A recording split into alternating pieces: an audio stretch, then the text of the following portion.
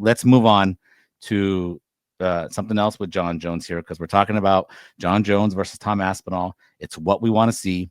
Jon obviously has made it clear. Well, you touched on it earlier. Maybe it's a negotiating tactic, okay? But he's made it clear that he wants to fight Alex Pereira because that's the bigger legacy fight.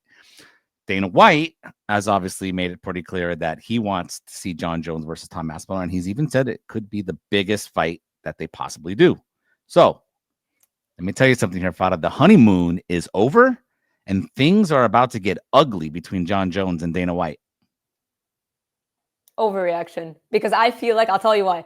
I feel like you think this negotiation is going to go smoothly, and we're not going to get some public smack talk going on between the two of them? I feel like Dana White is just saying that Tom Aspinall is next, and that's a fight to make, because that's what he's supposed to say as a promoter. Because how is he going to look if he says anything else? I feel like when Jon Jones takes some time off, things change. Aspinall might be chomping at the bit. He might end up competing. Who knows what happens with Alex Pereira? He could compete and lose, and then the narratives will change. I think narratives change too often in MMA. I think Dana White has to, as a promoter, say that Aspinall's next, because it'll be wild for him not to say that he's your interim champion. How could you say otherwise? I think Dana White does what Jon Jones wants at the end. It ends up being Jon Jones against Alex Pereira. I don't really know what Jon Jones really wants. When you say what Jon Jones wants, what are you saying that is? Well, clearly he's mentioned Alex Pereira, but for Jon Jones, if he gets sold on the idea of Tom Aspinall, if it is just a matter of money, they will take care of him whatever he wants. I don't know if he's going to ask for some astronomical number in terms of what Dana White looks at as astronomical, but I do believe that he'll do what Jon Jones wants. I just think that he has to. Wow, I'm surprised. I mean, listen, I'm thinking back to 2020 when we were all clamoring for Jon Jones versus Francis Ngannou.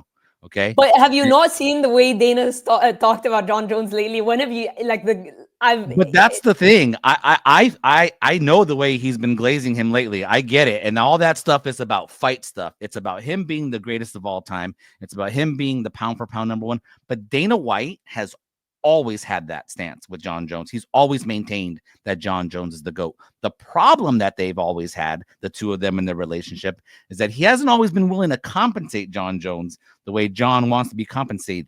And so I go back to 2020 when we wanted to see Jon Jones versus Francis Ngannou.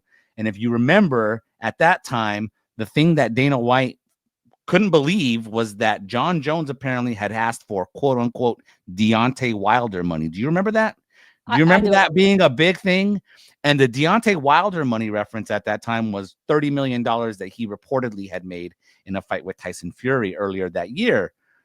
I just remember how that whole saga went down, and ultimately it's one of the key reasons why we never got to see Jon Jones versus Francis Ngannou was because Dana and the UFC weren't willing to pony up the money. So, do you not think that this could go sideways completely and that maybe, just maybe, Jon Jones doesn't fight again? I mean, you make good points, and the only thing that I can think of right now is because that I'm surprised that Dana's calling Aspinall and Jones the biggest heavyweight fight ever or whatnot, considering because that now what is Jon Jones supposed to think once he says that? He's going to want to get paid accordingly. He will. Okay, I get it. I don't know. I just don't, with the way Dana White's been kind of glazing Jon Jones, the way he's been talking about it, I just don't have this gut feeling that we're going to get into some like nasty war where they're not going to come to terms or whatnot.